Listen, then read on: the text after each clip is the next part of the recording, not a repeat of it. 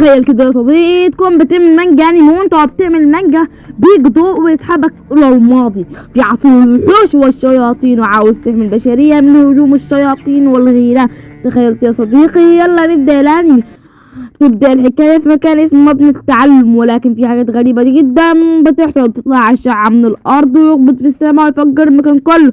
بيكون واحد قاعد على الكمبيوتر بيخلص شغله عادي جدا، بيتكلم مع نفسه ويقول ان شاء الله ان المانجا بتاعتي هتنجح المرة دي. وفجأة بيحصل حاجة غريبة في الوضع، زي ما يكون كده يكون فيه نور جامد جدا. وقتها الواد بيتشد من المكان وبيختفي تماما. الواد يا جماعة اسمه ايفان بيلاقي نفسه في مكان غريب كده ومتدمر، ويقول انا فين؟ انا سافرت عبر الزمن ولا ايه؟ لا يا عم ده اكيد حلم، معقول بجد انا سافرت عبر الزمن؟ وبعدين انا في كوكب ايه بالظبط ولا ايه؟ بتحصل هزة كبيرة جدا وبيظهر وحش وتيجي ناحيته. شكل كده ايفان الشخصية الرئيسية في الانمي، وبيهجم عليه الوحش بس ما يعرفش يعمل له اي حاجة. الوحش خلاص بيجي عشان يخلص عليه، لكن في اللحظة دي بيظهر واحد تاني عشان يساعد ايفان.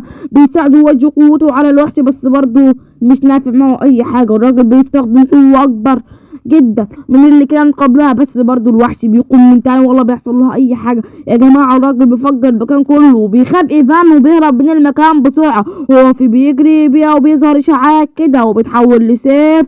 بيقول في نفسه هو ده سيف ولا ايه؟ الوحش بياخد باله وبيجي وراه من تاني، لكن في اللحظه دي بيطير فوق الشجره والسيف يقع من ايده. هو مش بيقع وبس، ده بيموت الوحش ويفجر المكان كله. بعدها بيصحي راجل عجوز وهو نايم على الارض في قلب الشارع. هو عمك طبعا. بيصحيه يقول له اصحى يا ابني، انت تفضل نايم في الشارع كده ولا ايه؟ بيصحى فعلا ويقول هو انا كنت فين؟ المكان الغريب ده انا رجعت المدينة تاني. في اللحظة دي بيلاقي كلب وراه بيقول له عايز ايه؟ ايه مني؟ ابعد عني عشان انا خطير، انا لسه يا عم متوضي مش عاوز اتنجس منك. لكن بيلاحظ حاجة فوق الكلب بيقول ايه ده ما كانش حلم بقى، عاوزة بقى تعمل معي عقد عشان ننقذ العالم سوا. الاول يا معلم انك شكلك جعان، وده اكل كلاب هو مش منتهي الصراحة ما تقلقش. لكن ما بيعجبوش ويقول له مش انا اللي اكل اكل كلاب يا ابن المفترية، انا وحش ازاي هاكل اكل كلاب؟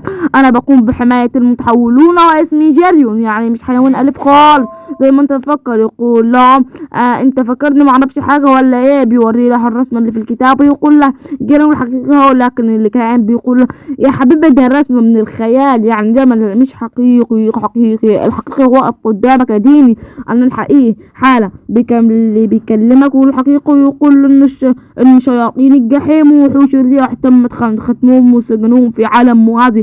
هم خلاص دلوقتي قربوا يطلعوا من تاني، وانا بقى اللي كنت بقوم بحماية سلاسل بعد ملايين السنين. ازاي؟ يقول له انت هتشتغلني يا عم، فكك بقى من الكلام ده. لكن الوحش المقدس بيقول امال مين بقى؟ امبارح لو انا فعلا ما كنت اديتك السيف ده كام الوحش خلص عليك. يقول تصدق ده الكلام ده فعلا حصل امبارح، صدق كلامه يا جماعه. اقول لكم يا جدعان اللي مشترك ينزل يشترك دلوقتي في القناه يسيب لايك. يلا نكمل. بيكمل الوحش المقدس كلامه ويقول له ان الختم اتفك خلاص وخرجت وحوش كتيره، والسور اللي كنا عاملينه ده كان سور من الحديد. كان السور الحديد على بعد ملايين السنين. هم قدروا يهدموا السور ده ويخرجوا من تاني. وانت بقى يا ايفان المختار انك تحرر العالم، وانت بقى لانك عندك حلم وطموح عالي قوي هتقدر تعمل كده، وكمان هتقدر تشوف الوحوش والارواح اللي الناس كلها ما بتشوفهاش. ايفان بيقول والله انا مبسوط قوي ان انت بتقول لي الكلام ده، بجد انا هقدر انقذ العالم. قال لا تقدر تنقذ العالم كمان. وبيجي له اتصال من الشغل عشان لازم يروح الشغل. بيكلم الوحش المقدس ويقول له انا لازم دلوقتي اروح الشغل دلوقتي واشوفك بعدين. بنشوف واحد في العربيه كده، لكن لحد الان مش عارفين هو مين. بيسمع المشرع بيتكلموا عن الانفجار وكده، وان حصل في موقع اسد، وان الموقع ده اكتشف من 3 شهور. والخبراء بيتكلموا وبيقولوا ان ده ممكن يكون في مدينه اسطوريه قديمه جدا تحت الارض، لكن الحمد لله ما فيش اي اصابات الى الان. هذا الرجل الغامض بيكلم واحد من التليفون ويقول له انه الشيطان ابو 3 نجوم مطلوب القبض عليه فورا. بعدها ايفان الوحش المقدس ماشيين في الشارع.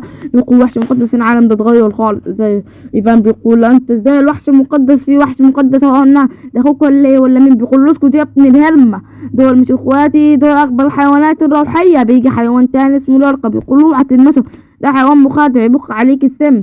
بنشوف الراجل ده وقالوا اعلان في التليفون، شكلك يا ايفان خرقت القواعد. ايفان والوحش بيروحوا لمكان كده ومش عارفين هم فين، وبيكلمهم الراجل ده ويقول انت اخترقت القواعد من اول يوم ليك، انت معترف بذنبك. ايفان بيقول له يا ابن الهرمنة ايه اللي بتقوله ده، انا مش عارف بتقول ايه، انتوا مين اصلا. بيوقف الراجل ويقول له انت غبي، اول قاعدة في البرنامج اللي معاك وانا القاضي. وبيقول لهم ايفان ايه التطبيق ده، بيفتح تليفونه وبالفعل بيلاقي تطبيق. بيقول لهم انا والله ما اعرف حاجة اصلا، انا ما عنديش نت.